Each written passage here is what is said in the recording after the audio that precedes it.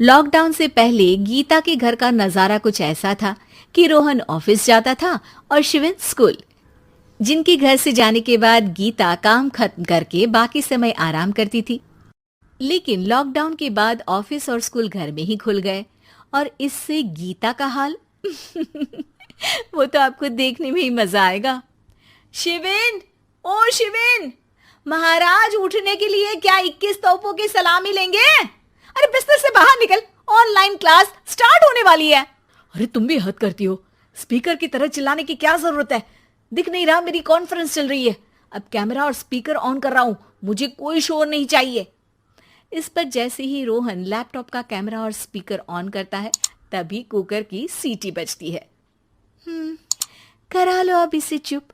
Lockdown नहीं हुआ, मेरी मौत का फरमान जारी हो गया। दोनों बाप बेटे ने नाक में दम किया हुआ है। ऐसा बोलकर गीता वहां से शिविन के कमरे में पहुंच जाती है, जहां शिविन अभी भी सो रहा होता है। ओ आलसी, अब अगर 5 मिनट में नहीं उठाना तो आज तेरा गेम और यूट्यूब कैंसिल। माँ की बात सुनकर शिविन बिना 1 मिनट गंवाए उठ खड़ा होता है।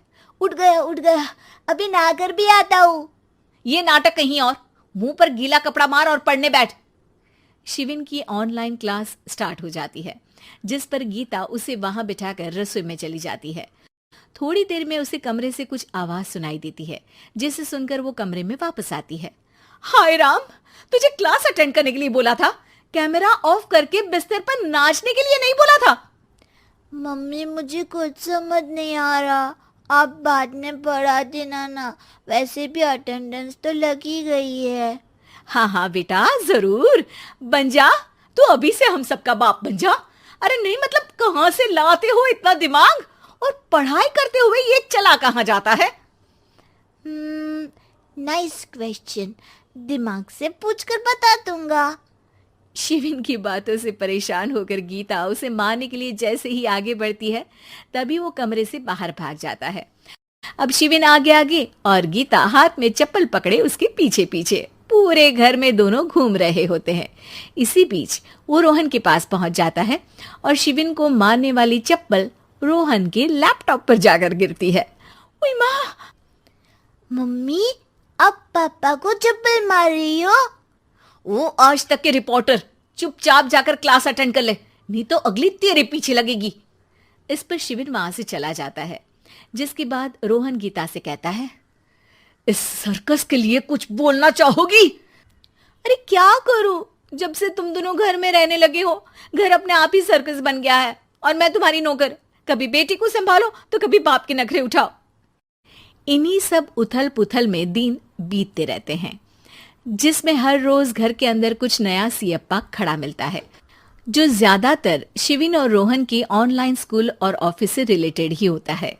एक सुबह, शिविन चल उठ, आज की क्लास जल्दी है। कैमरा ऑफ करके आप अटेंड कर लो।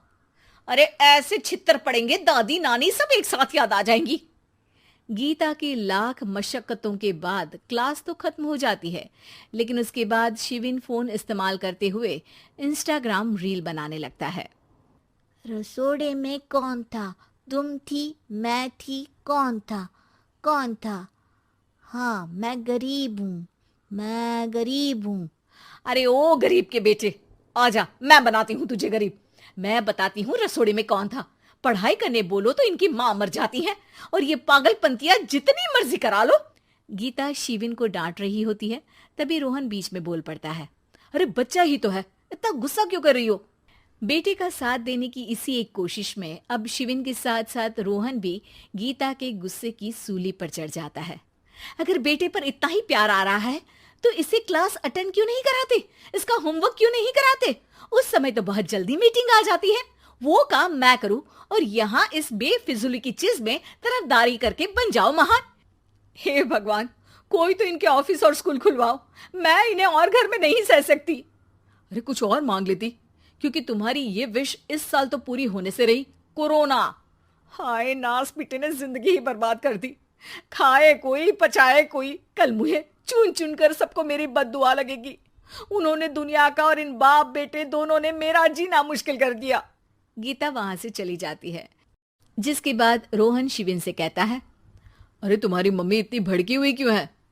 आपकी वजह से पूरा समय घर में रहते हो और उस पर कोई काम कराने की जगह बस ऑर्डर देते रहते हो। अच्छा बेटे, सारा इल्जाम मुझ पर? पूरा दिन तो वो तुम पर ही चिल्लाती है।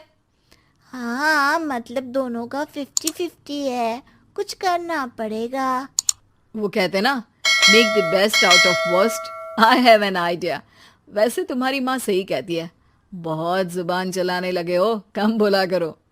अगली सुबह रोहन और शिविन अपनी गलती को सुधारने के लिए गीता के उठने से पहले घर का आधा काम खत्म कर देते हैं, जिसे देखकर गीता खुश हो जाती है और फिर बाकी बचा काम वो तीनों मिलकर पूरा कर लेते हैं। जिसके बाद अब वो सब मिल बांट कर हर काम में एक दूसरे की मदद करते हुए लॉकडाउन का मजा लेने लगते हैं। बजट बिल्कुल नहीं है कि मैं अलग होकर रहूं। देख लो भैया, 1 महीना है तुम्हारे पास, जल्दी से घर खाली कर दो।